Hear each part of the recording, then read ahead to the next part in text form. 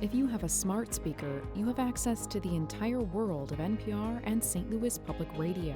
All the latest news and all the captivating stories. Activate our voices with yours by telling your smart speaker to play St. Louis Public Radio.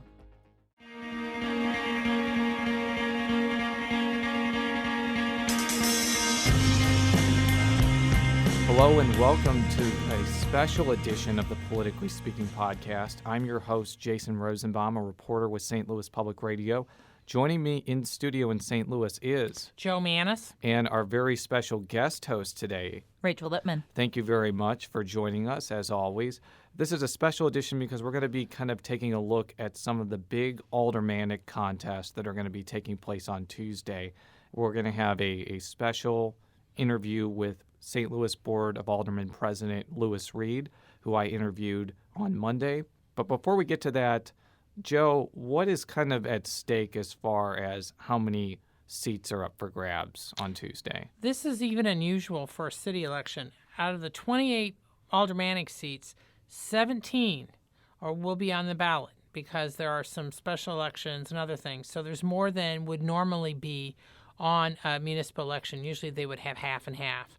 Now, one of the reasons is because, for example, in the 7th Ward, where longtime Alderwoman Phyllis Young stepped down in December, she did so in part so that the special election could be held in March during the primary.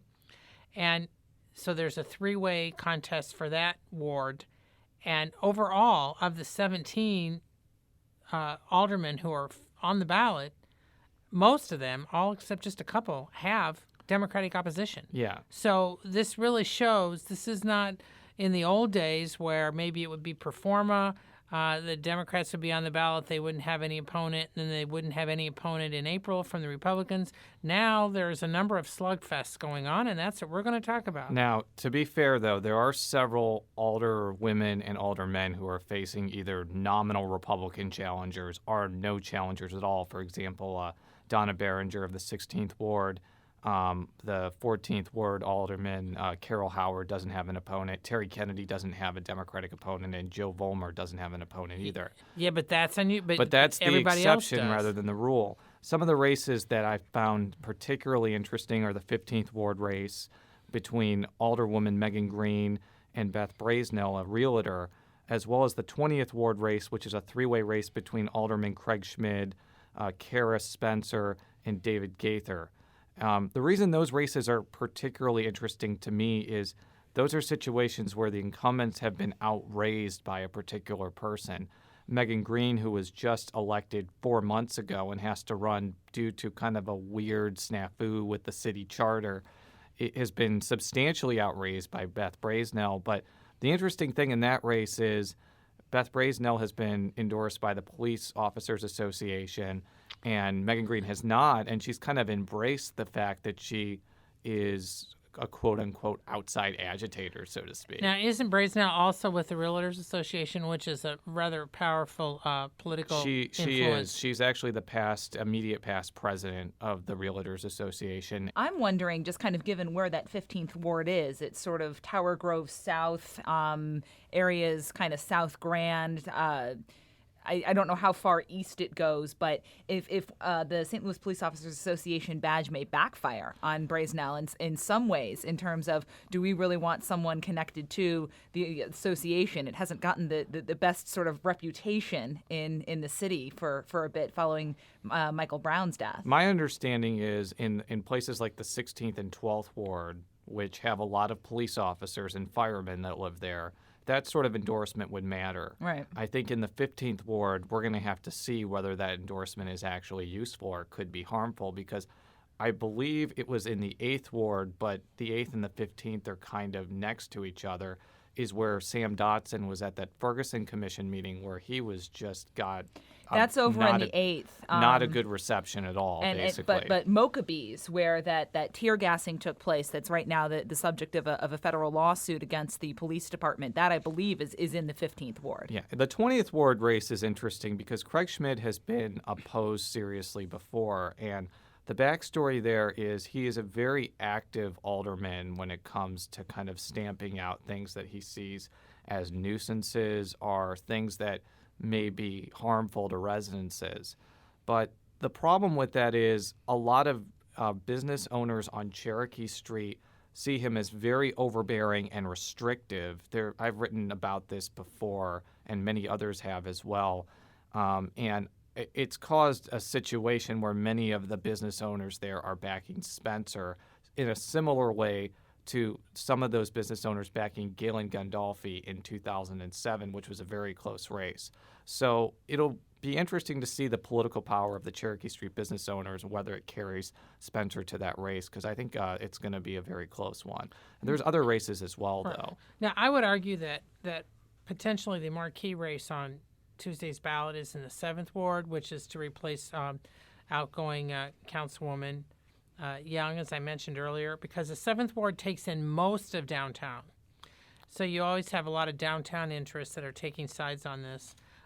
Young has endorsed Jack Kotar, who actually had been a prosecutor in Jennifer Joyce's office until recently when he stepped down in order to run his campaign. Also running is Chelsea Murda, who also, like him, is a lawyer. She's involved in civil rights law. And Samuel Cummings III, who describes himself as a high-tech entrepreneur. He's involved in various computer things.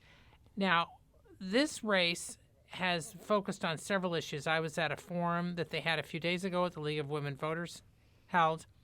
And for Kotar, the big issue is crime. Downtown has had several high-profile crimes in the last few months, some fatal. And he believes that especially along the Washington Avenue/Street Entertainment District, that's really had a chilling effect on the businesses down there, especially in the evening, and for some of the residents, because downtown, in that part of downtown, they've been trying to get more young people to live there in the condos and the high-rises to make it more of a happening place.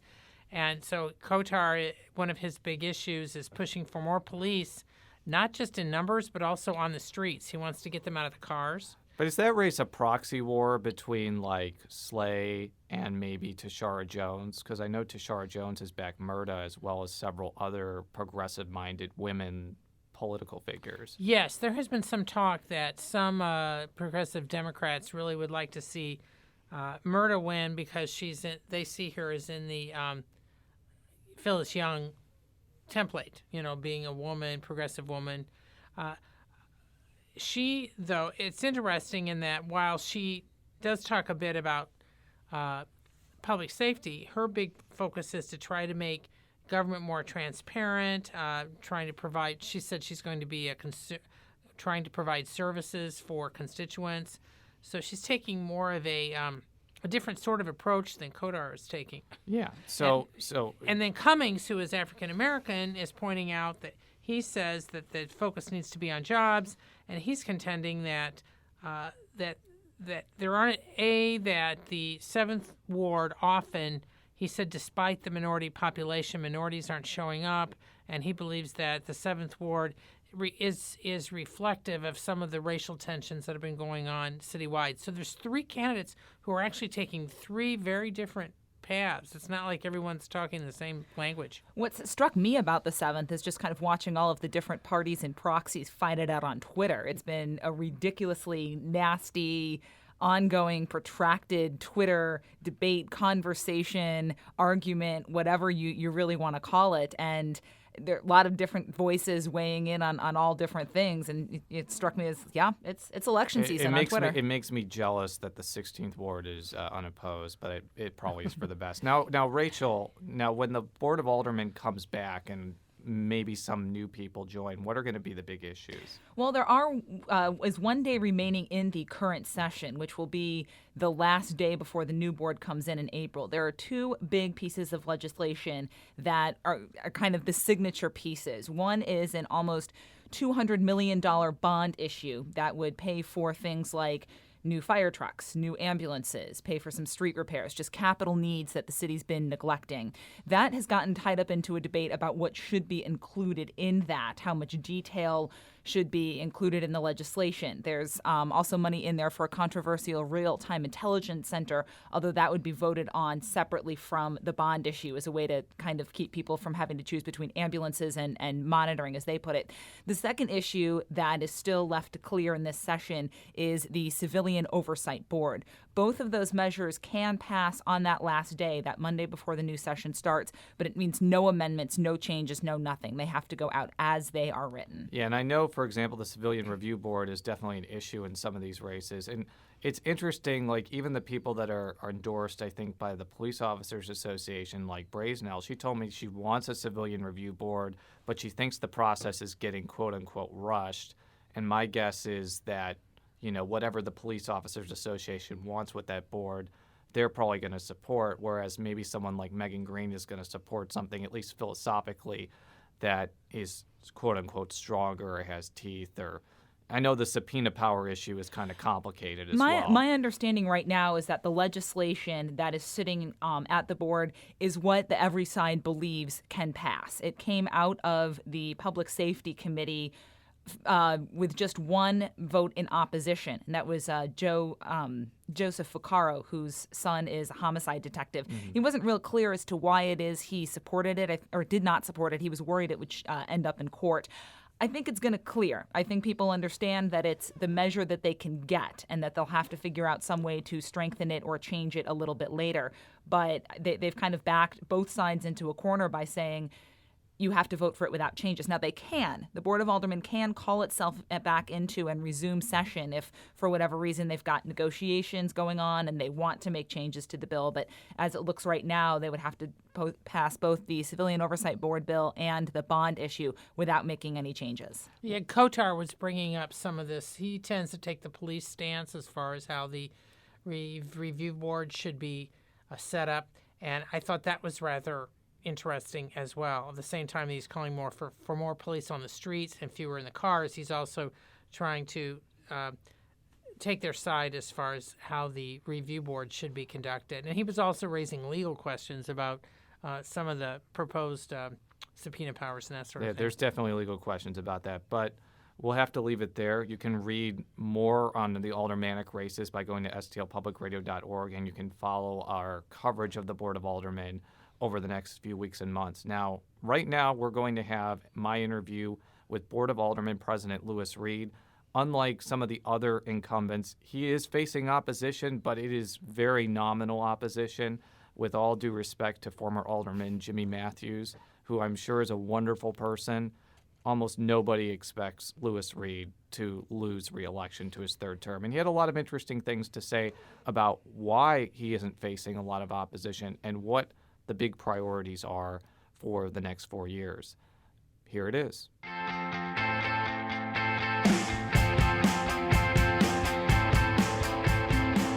I'm going to play you a clip of the last time you were on the Politically Speaking podcast. I asked you at the end of the show if you thought you would have a contested race for re-election, and here's what you said. But I would think that, with some of the things that are going on, I would think that Francis Slay would put somebody up. I would think that he did. These things are like a boxing match. You're in the ring. You swing. You expect to get hit back, and if you don't expect to get swung back at, you shouldn't. It is what it is. Yeah.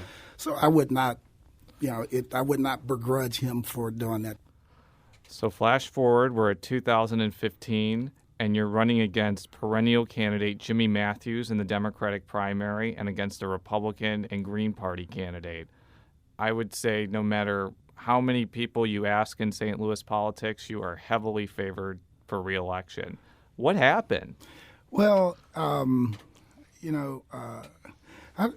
Jason, I don't know what happened in terms of why a candidate wasn't put in the race. I know that there were two candidates that put out some feelers that worked to raise money, worked to put coalitions together, and they weren't able to put the coalitions or the money together to put together an effective campaign.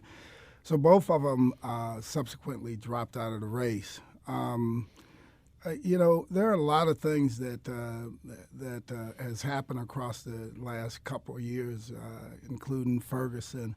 all the work we have to do now and putting together a citizens review board bill, and then taking a look at now whether we do north-south distributor for Metrolink. There's just things have changed across the last couple of years, and I think that we have a good team at the Board of Aldermen. We have a nice coalition of aldermen that we're working with to try to get things done for the people of the city of St. Louis. Well, I actually asked the mayor himself why he didn't try to find a candidate to run against you, because you were alluding to two different people. One was Jennifer Florida, who I think had announced she was going to run against you. She got appointed recorder of deeds. Yeah. She lost pretty decisively to Sharon Carpenter and decided not to file against you. The other one was that I heard of the most was Shane Cohn, an alderman from the 25th Ward, but he didn't end up filing. So I asked the mayor directly, what kind of happened here and why he didn't try to find a candidate to oppose you. He even said a couple years ago that he expected you to back a candidate against him. Did that just not materialize this time, or what kind of happened in that respect, in your view? There was no, I was not involved in, putting a candidate in against them. I mean, if somebody ran for office that I thought would be a good leader for the city of St. Louis, I certainly would have been, at the table and working to try to help support that person. That did not materialize, and that's up to somebody else to decide whether they want to run for president of the Board of Aldermen. It's a big job, and it's one that didn't draw any other candidates. Your response to what the mayor had to say? I think that's a fair assessment.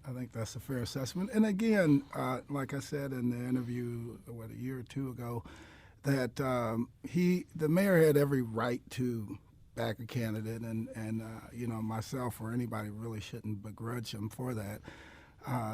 It's good that now we can really focus on some of these major issues that we have ahead of us as a city. And I think it's important that we all work together to address these issues, because it's going to take everybody with their shoulder to the wheel to try to get these things done. Has there been kind of a detente between you and the mayor's administration? I know that he has a new chief of staff who's different from Jeff Rainford. I noticed that I guess you both have, in some cases, endorsed the same candidates in some contested races. Has the relationship gotten a little bit better in the last few months? With the new administration coming in with Mary Ellen Ponder, Todd, and some of these other changes that they've made, I think there's an opportunity to have a relationship where it's not just one side, it's not just our way or the highway. Because in government, I think it's important to value opinions from all sides, no matter what. Otherwise, you end up in a situation like what you see in the House and the Senate on the federal side, where there's complete stagnation. So it remains to be seen that the changes just recently happened. So I'm hopeful that with this new team, that they will see more value in the legislative branch. In 2013, when we interviewed you, you were coming off kind of a rough year. Obviously, when you lose an election, it's never like a happy experience. But one of the underreported things in 2014 is you backed a lot of candidates and opposed the transportation tax that ended up being successful. So, for example, you backed Mavis Thompson, who ended up winning. You backed Megan Green, who ended up winning. You backed Sharon Carpenter, who ended up winning. So I guess that kind of shows that, 1 year can be completely different politically from another year. Like, how could you explain the change in fortunes as far as that particular thing from 1 year to the other? Well, one of the big things in the mayor's race is, how much we were outspent. We ended up raising around $750,000 for that race. The mayor raised $3.9 million, so we were outspent by $3.2 million in that race. And it made a difference in a city like St. Louis. At the time that we completed the race, I think the mayor's total, cost per vote was higher than any sitting mayor in the United States. So he had the resources he needed to win that race, and they ran a good. You can't put you have to give it to them. They ran a good campaign. I mean, a really good, solid campaign, and they didn't miss any beat there, on that campaign. After that race, we got involved in a number of races, including, Mavis Thompson's for license collector. The majority of the members of the Board of Aldermen, overwhelmingly, except for myself and a couple others, were with Jeffrey Boyd. But I took Mavis, worked hard for Mavis. Is a great candidate. I thought that she'd make a great license collector, and we needed to keep her in that spot. And we prevailed in that race. The Sharon Carpenter race. This is a weird race, that was to put it mildly. Yeah. But I have to say, when I saw that in the primary that she won every single ward against 2 African-American candidates, that was not a good sign for Jennifer Florida in the general election at all. So no, and in that race, you look at it, Sharon, aside from the mishap or whatever, not understanding the nepotism laws, essentially. Yeah, and she got caught in that snare. But prior to that, Sharon, she modernized the office for its time, right? She took it from typewriters to computers. She created that state fund for recorders, and she's done a lot of things of that nature. So I think it was important to keep her in the spot and let her finish some of the things that she was working toward wrapping up in that position. And we prevailed in that race, significantly, especially given how much we were outspent. I think Jennifer Florida raised nearly $100,000 or $100,000. Which is a lot for a recorder of deeds race. It's a lot. I definitely got a mailer from Jennifer Florida for sure. I don't think I got one from Sharon Carpenter, but it was an example of David being Goliath from a financial standpoint. Yeah. But I want to talk about, before we kind of segue into issues, one of the things that I think is important for you if you want to get specific aspects of your agenda passed is you have to have aldermen that are kind of either friendly to you or allied with you. We've talked about it before that sometimes there's kind of cross-pollination when it comes to issues. Sometimes you agree with the mayor on things that he wants, sometimes you don't. Okay. Who are you kind of stumping for the Board of Aldermen this year? Because one of the benefits of not having like a tough campaign is you can campaign for other people. Like, who are you going to be backing? Well, a couple of them. Number one, Alderman Sam Moore. I think that he has been a great alderman. He's passionate about, his district and the city of St. Louis. He spent a lot of time working with the young kids and the boxing programs, and he spends time going out being a motivational speaker to kids, and even going to helping on the prison reentry program. But aside from that, if you look at the 4th Ward, he has done a great job in turning the ward around and beginning some development that had been long stagnated for years and years and years and years. So he's really important to get him back in there. Megan Green, I think, is, people, a lot of people use the word progressive and call themselves a progressive. Megan Green is truly a young progressive, right? She stands by her convictions. Just in the short time she's been at the Board of Aldermen, I've been really impressed by the fact that she sticks with her beliefs, and she'll go to the floor and she will vote based on the things that she told the voters during her election she believed in. Mm-hmm. So those 2 races are 2 of the big ones I'm looking at. So let's talk about issues. One of the things that's unresolved at this point is the Civilian Review Board for the police department. Mm-hmm. What's kind of your take on that issue, and what specifically do you want this board to have when it finally reaches the finish line, presumably after the elections? Well, first off, the city of St. Louis is one of the largest cities in America without a civilian review board, right? I think that is needed. I think it's important that while we build a civilian review board, it has the appropriate checks and balances in it, right? So that at the end of the day, it can be effective, but not so far overreaching that it hinders or prevents the police officers from being able, law enforcement from being able to, perform their chartered duties. But also being given the citizens a voice, so that for those issues or those officers or whatever that do fall out of line, or that aren't performing their duties as we need them, that can be brought forward and some light can be shined on it, and we can get to the bottom of those issues. One of the things that I think has been a surprising source of contention for me, because structurally I kind of understand the situation, is the issue over subpoena power. The reason why I'm surprised about that is, from talking with someone like John Chasnoff off the cuff, it seems like you would need either a change in the state law or a charter for that to go through. Is that your understanding too, or do you think that you can pass something with subpoena power in the bill that's currently going through the Board of Aldermen right now? Well, we've gotten two different opinions on both sides from the state. The state came out and said, yes, you do have the right to put subpoena power in the bill, and then the state came right back on the heels of that and said, okay, it's up to the city councilor's office to give you a legal opinion on that. One of the things that we have at the Board of Aldermen through the Public Safety Committee is subpoena power.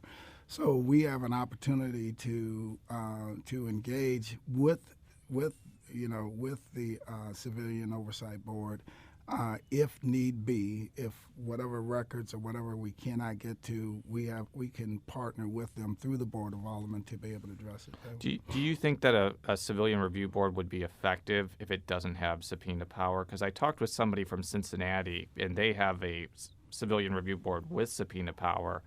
And what they told me when there was this debate over whether Ferguson should have a civilian review board with subpoena power is, without the subpoena power, it just doesn't have the teeth that it needs to be completely effective. What's kind of your view on that? And that's true. That's true. I can see where, obviously, having subpoena power is an important thing. Not that they have to use it every time, but just so that everybody on the other side understands that, yes, we are a full-fledged board with the power to subpoena records and everything. So cooperate with us. I think that it certainly would help in cooperation. But as far as practically from getting the bill passed, do you think if it had subpoena power, it may not have the votes to pass at this point? I think if you put subpoena power in the bill, it will not pass the Board of Aldermen. There's still a number of aldermen that aren't comfortable with turning over subpoena power to a board. So even though you're personally in favor of it, if I look at the details of a bill that comes out after the elections are over, chances are it may not have subpoena power just to get something on the table. Is that a fair guess? Absolutely. The bill that will come out of the Board of Aldermen, in all likelihood, when I say all likelihood will not have subpoena power in it. Now, again, that being said, with the Public Safety Committee having the ability to use subpoena power, right? I think that there needs to be a stronger partnership there, right? And here's the other thing. Some of the things that we're faced with in the city of St. Louis, we just got local control of our police department. Mm-hmm. Right after we got local control of our police department, there were major morale issues all through the department because they didn't know what was going to come next, what the future held for them. Our officers in the city of St. Louis make less than officers across the metro area, and at a much higher risk. So, there's some things that we have to work on structurally within the department also as we implement all of these. That was going to be my next question, kind of moving off this one issue of civilian review, is just that what the police department has come in the last few months, because it's been a major issue throughout the city. I'll just start out, ask you right now, do you have confidence in the police chief to turn the crime situation around? Here, and Jason, if you remember, in that mayoral race, one of the things I continued to push, and I've been pushing since then also, is that we need to begin to look at our public safety issue in the city of St. Louis in a much broader form. Yes, I remember you telling me this, so continue. And so, because right now, and we continue to look at it as just an issue that the police department can fix or the police department has a handle on, and it is not that. It is not just hotspot policing or any of that stuff. Those things may be small deterrents, but long-term, unilateral change in our crime numbers are going to come from how we're investing our dollars that we get in the city. Are we putting them in places that are creating jobs and more opportunities? Are we taking a look at some of the things that are keeping people from being able to lift themselves out of situations that they find them and their families in today, to a better place? And if we're not doing those things, we're not going to see a major change. The reason I asked you specifically about Chief Dodson is one thing I will never forget, either next year, from either last year or this year, is I went to the tree lighting ceremony in St. Louis Hills, and he came out and got a rousing ovation. And I said this to Alderwoman Ingracia. I love living in St. Louis Hills. It's a great neighborhood, but the reality is it's a 99% white neighborhood. You contrast that with his reception in, I believe, the 8th Ward when he was at the Ferguson Commission meeting, and a lot of people were upset at him. The area where he was at is far more diverse and split racially. I mean, it really crystallized the perceptions of police depending on where you go in the city. Some people will be very pro-police. Some people will be a lot more skeptical. Is that kind of been your impression as well? That is absolutely 100% my impression. And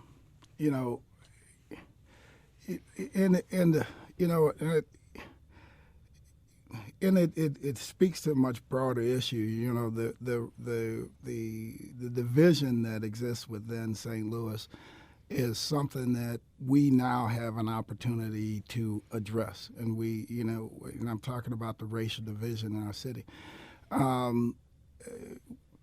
because now we are forced in a position where we have to have those difficult discussions, and before those discussions just weren't happening, where we were having these open, honest, and frank discussions about, okay, yes, we are divided. We have a lot of racial division that exists in our city, and a lot of it has to do with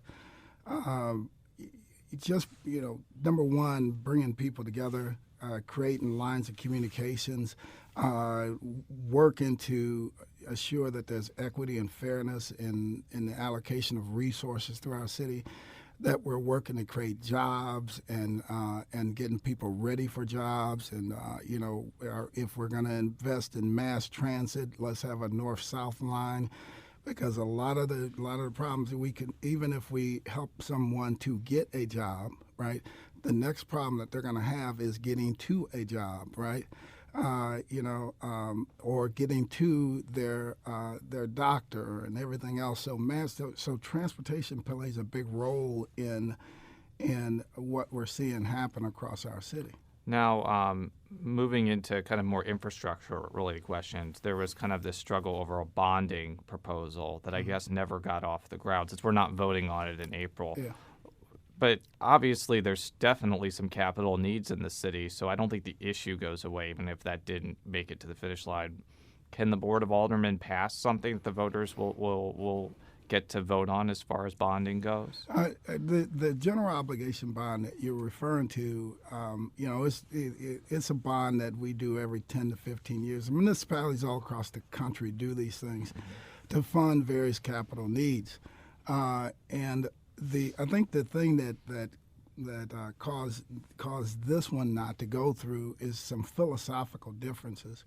When I look at what we're going to spend $200 million on, I think we need to position ourselves to better meet the future by, investing in areas and ways where we're going to create jobs and other, additional opportunities for folks throughout our city.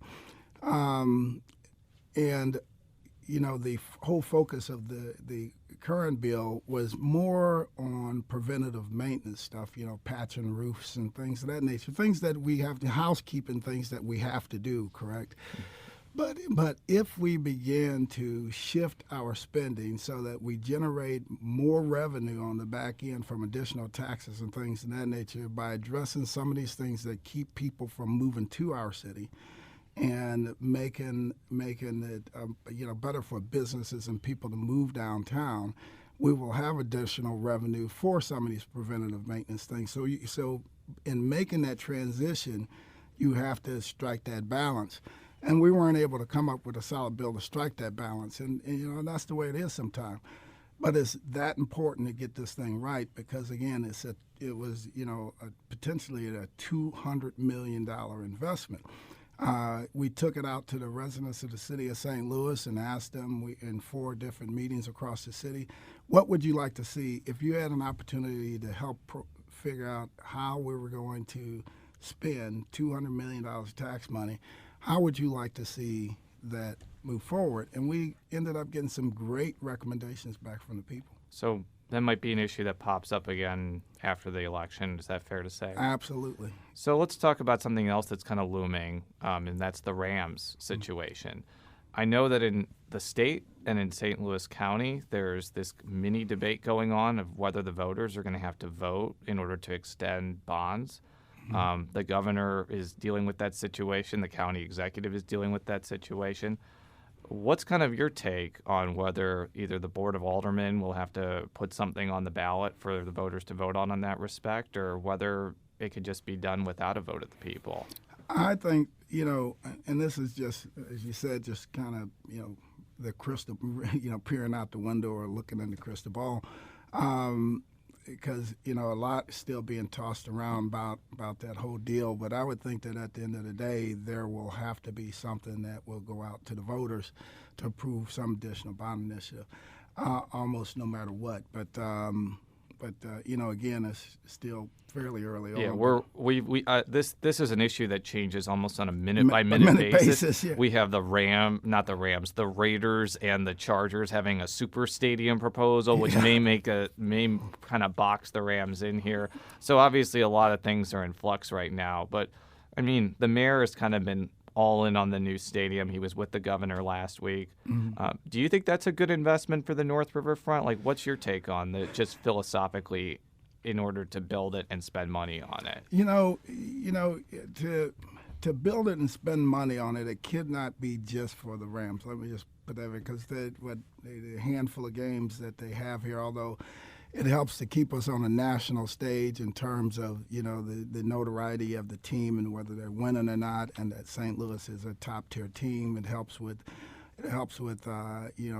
conventions and tourism and some of those things that people naturally would not attach to them. Now, that being said, the size of the investment would almost dictate that we would need to have a stadium that we could use for multiple things and keep it like active. Soccer, concerts, all those sort of things. All kinds of things, yeah. And in a way where it would not take from some of the stadiums and some of the venues that we currently have active in this, in the city. So we would have to have a study and see how all that would fare out. Now, you mentioned transportation a couple of times and your desire to build a north-south Metrolink. Mm-hmm. A lot of people like that idea philosophically. The question becomes how to pay for it. Yes. How do we as a region get that done, basically?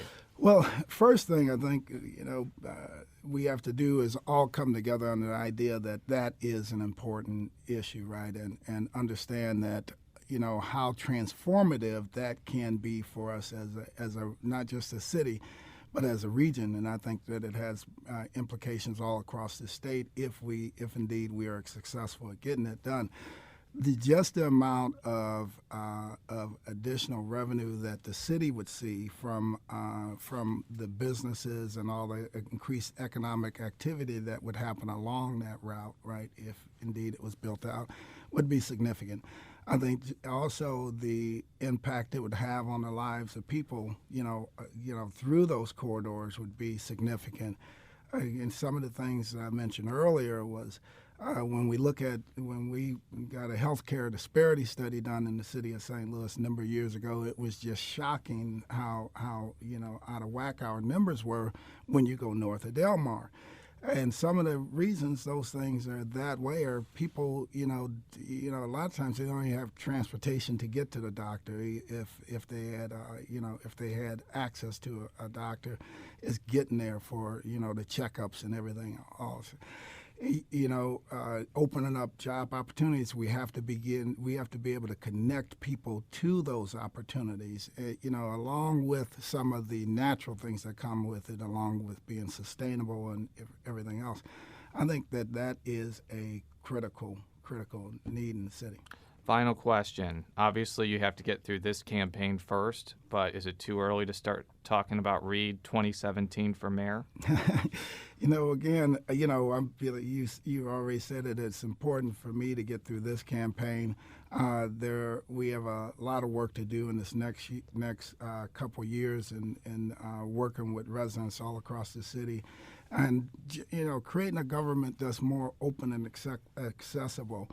I think that we will see a much higher voter turnout from our residents if they understand more about what we're doing downtown, and the more we can open it up and provide them information, the better off we're going to be. It'll be interesting to see what happens in 2017, whether the mayor decides to run for a fifth term. If not, that'll probably mean 300 candidates will be running. If he does run again, You've already signaled before you're interested in doing it again, so it may be a rematch. And just like as the first clip, could be Reed Slay round 2, perhaps. Thank you. We'll have to see. Thank you very much for joining us to close us out. You can find all of our stories at stlpublicradio.org. You can find me on Twitter at J Rosenbaum. You can find Joe on Twitter at J Mannies. You can find President Reed on Twitter at Pres Reed.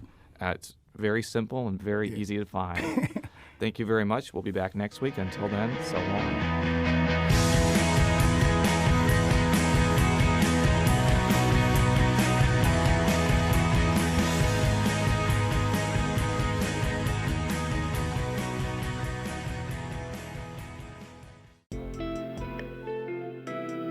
The Gateway brings you the day's news from the St. Louis region and across Missouri. It also includes stories from the Illinois side of the river and our Metro East reporter, Will Bauer.